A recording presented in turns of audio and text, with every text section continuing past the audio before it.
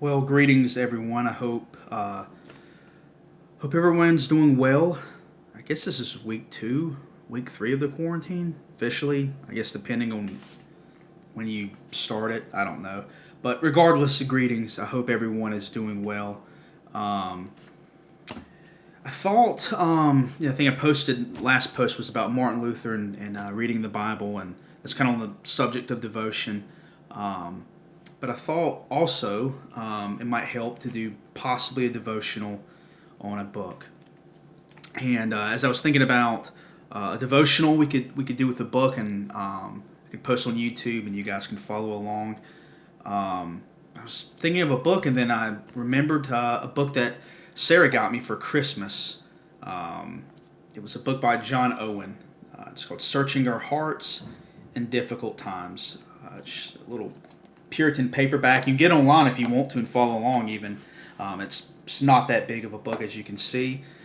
Um, but it was written by an old Puritan named John Owen. So John Owen was from a very, very, very long time ago. He was born in 1616. So why John Owen? Why pick this guy, John Owen? Well, I mean, he was just one of the greats.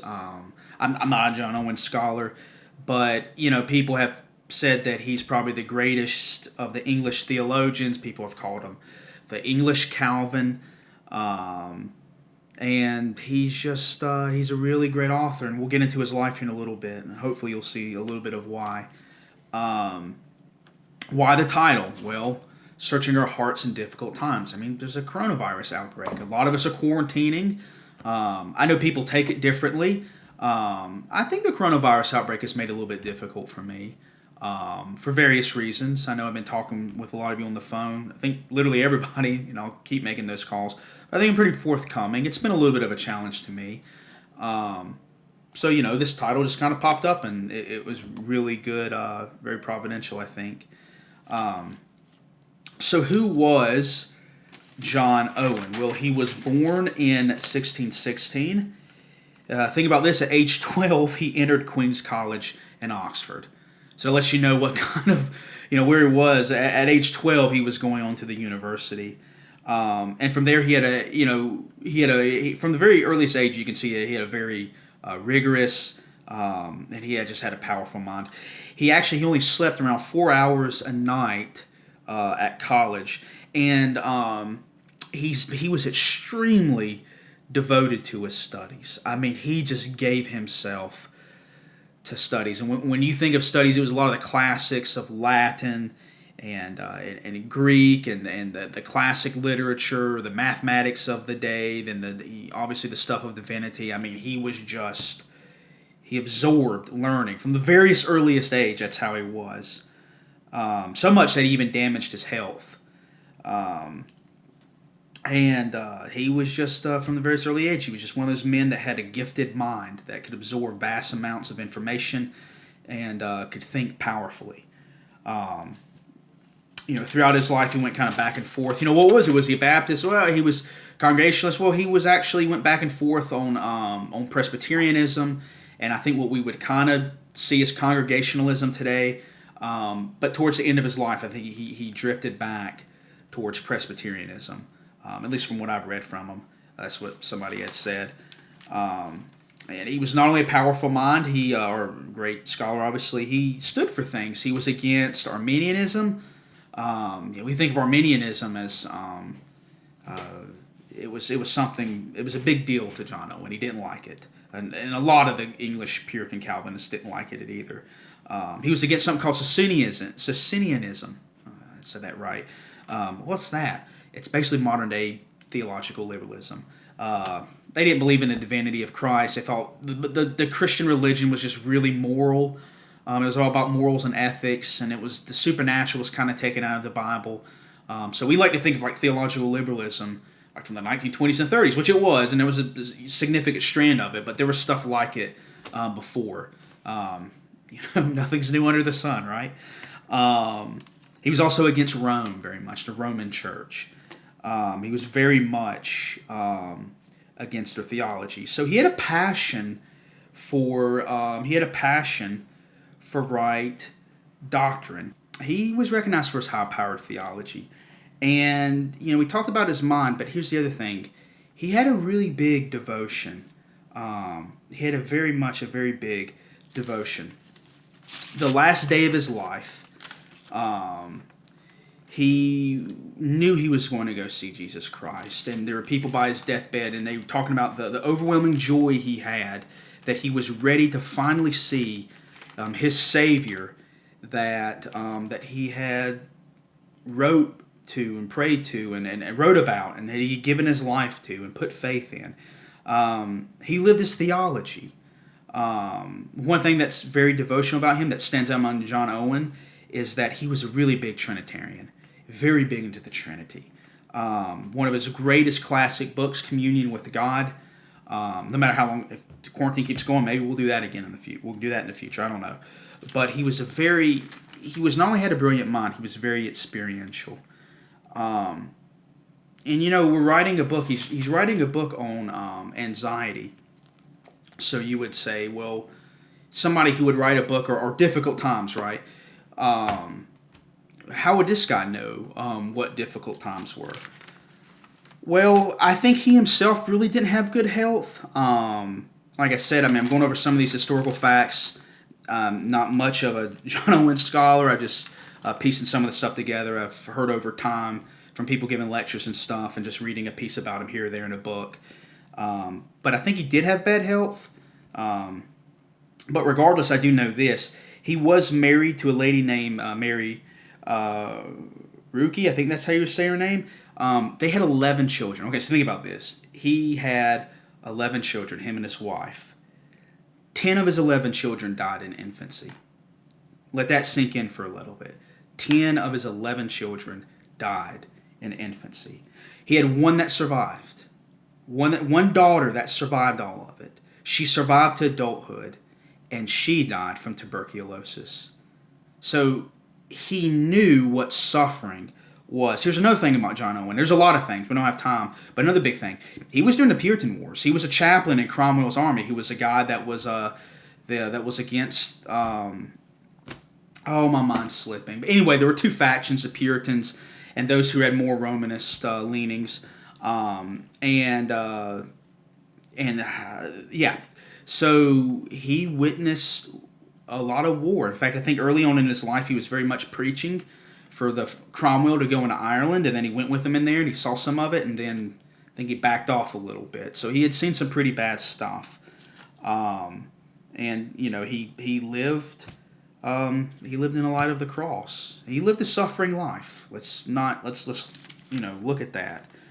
But he lived the cross, and he was constantly looking to the glory of Christ. In fact, that's one of the other big books that he wrote called The Glory of Christ, which if you're interested in John Owen outside of this, Communion with God and The Glory of Christ is probably his two biggest books you should probably start with. He wrote another book called The Mortification of Sin, but Sinclair Ferguson's a big John Owen scholar, says you should probably start with, I think, Communion with God and Glory of Christ, and then his book on the Holy Spirit. Okay, so briefly, let's check out the book once again. It's Searching Our Hearts. Searching Our Hearts in Difficult Times, written by John Owen. And it's a very pretty book, by the way. It's very nicely. Most stuff about Banner of Truth is very well done. You can tell they put a lot of labor and love into it. Once again, if you... I know you probably don't have the book now because I'm just now posting it, but if you can go back and look if you want to get this. You can look at the preface. What was one of the things that really characterized John Owen, where there was a quote at his funeral from David Clarkson, who was another great Puritan. He said, "It was his great design to promote holiness and the life and exercise of it among you. But it was his great complaint that its power declined among professors. It was his care and endeavor to prevent or cure spiritual decays in his own flock." John Owen was a doctor of the soul. He cared a lot about the bride of Christ, the things of Jesus Christ, and he wanted to promote the religion, the truth of the gospel of Jesus Christ. And that brings us to how we got this book. Owen would occasionally hold meetings, and they would discuss various topics. And this book came out of a sermon. It was originally titled a sermon called "Perilous Times," and it was preached in 1676 and published in 1721. So this book came out of the perilous and difficult times that people were living in. And my goodness, we don't have time to go over it, but I mean, I know I mentioned some of it about the 11 kids dying.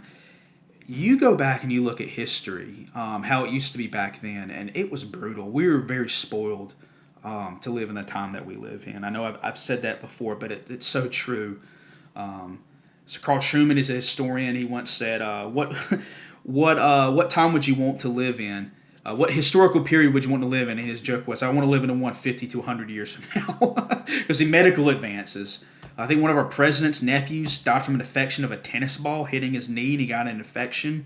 I mean, it's just crazy how just the stuff we have today to help us get through this. And it was a difficult time, but it was a difficult time not only outwardly from suffering, but also spiritually. I think, and I'm not saying, whoever's listening to this believes this. I know maybe personally I grew up kind of believing this, that, oh no, somehow before like the 60s or 70s or whenever it was, or the 80s, I don't know, there was like this, the greatest generation, and there was like this great time that America was this great Christian nation, and then before that, Europe was this great Christendom and all. There's always this looking back, and it's only like now, like spiritually things are bad.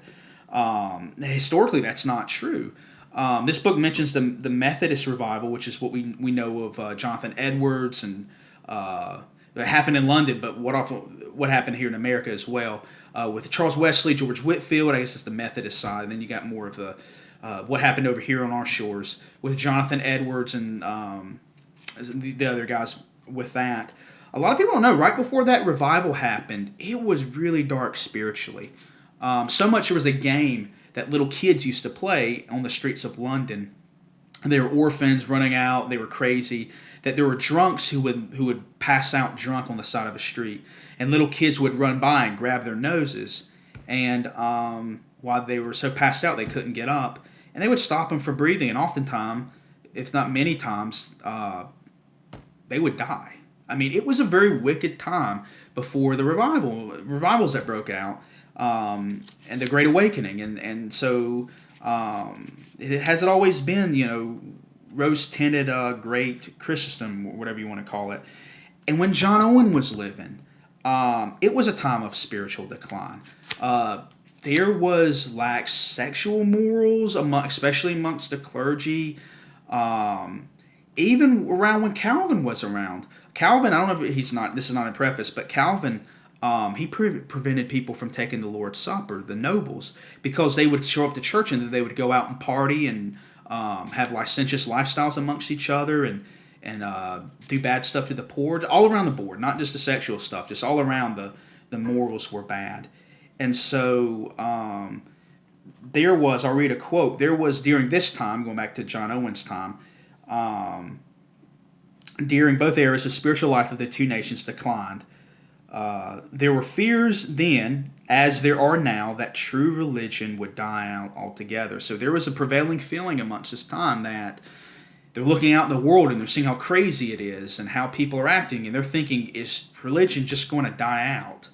A true religion is what's going to happen. And it was it became Christianity became ridiculed. Christianity's always been ridiculed. In early Roman Empire, Christians were called God-haters, if you can imagine that. They were viewed as atheists because they wouldn't play along with pitching the incense to the gods. Christians, true Christians, even outwardly it was Christendom, whatever that means.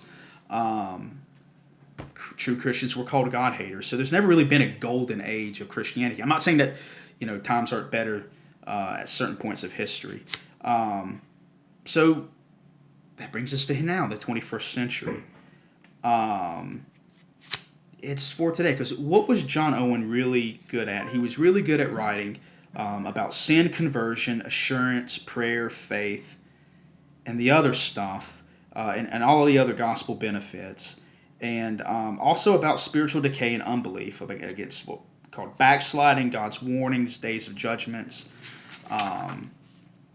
and so John Owen wrote on these topics, and it's a very different world than what we live in now, but the same kernel. The things he wrote about were timeless, and they were piercingly honest, as the book says. There's nothing new under the sun. So this is just really a big introduction to our book. Hopefully I'll try to do at the very least one. I'd like to try to do maybe 2 of these a week, possibly 3. It depends. It's a very relevant book, and we'll be going through it slowly. Maybe just a couple pages to a section at a time. And I hope this will acquaint some of you with John Owen. I haven't read all of his works, but the stuff that I have read about him, I'll close on this note so I don't sit here and ramble for another 5 minutes. He's so smart and he's so brilliant. And then when you read him, he's just got this doxological heart warmth. And I hope I'm not building him up too much. But he really combines the best of 2 worlds of theology, of the experiential heart part and the other part. Well, with that, we'll close, and I hope to see you guys again soon. Bye.